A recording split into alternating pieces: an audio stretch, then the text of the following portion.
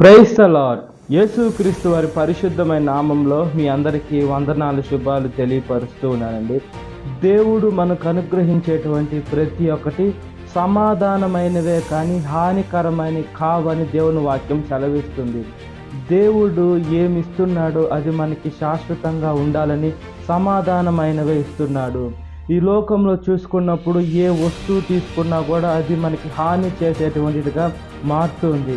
ఒక టీవీ కొన్నా కూడా టీవీ కొన్నిసార్లు పేలుతూ ఉన్నాయి. ఫ్రిడ్జ్లు ఏదైనా అదే పరిస్థితుల్లో ఉన్నాయి. మనం ఎప్పుడైతే దేవునికి ప్రార్థన చేసి ఆ వస్తువుని ప్రార్థన చేసి పొందుకుంటామో అది మనకి ఇప్పుడు ఉపయోగపడకుండా ఫ్యూచర్లో అయినా ఉపయోగపడుతుందండి.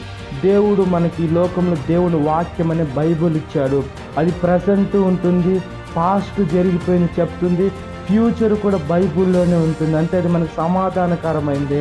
ఈ లోకంలో మనుషులు తయారు చేసే వస్తువులు ఏది కూడా సమాధానకరమైన ఫోన్ చూసుకున్నప్పుడు ఫోన్లో మంచి ఉంది, చెడు ఉంది.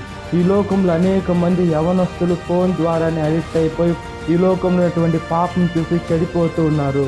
ఫోన్లో సమస్తం ఉంది, అది మనకి తెలివికి మూలం. కానీ మనుషులైతే చెడు వాటికి ఉపయోగిస్తున్నారు. కానీ దేవుని వాక్యానికో లేదా దేవుని రీల్స్ చేయడానికో లేదా దేవుని వాక్యం వినడానికో పాటలు నేర్చుకునేదానికి ఉపయోగించలేని పరిస్థితుల్లో ప్రతి ఒక్క బిడ్డ ఉన్నారు. దేవుడు మనకి సమాధానకరమైన ఇవ్వాలని ఆశపడుతున్నాడు. ఈ లోకంలో హానికరమైన మనం పొందుకోకుండా దేవుని వాక్యానుసారంగా జీవించినట్లుగా ప్రార్థన. మహాపరిశుద్ధాత్మ దేవ, మా ప్రియ పరలోకపు తండ్రి, ఒకసారి మమ్మల్ని జ్ఞాపకం చేసుకోమని అడుగుతున్నామయ్యా. ఇంట్లో శాంతిని, సమాధానాన్ని దయచేయమని అడుగుతున్నామయ్యా. మేము వెళ్ళే ప్రతి ఒక్క ప్రదేశము శాంతితో, సమాధానంతో నింపమని అడుగుతున్నాం.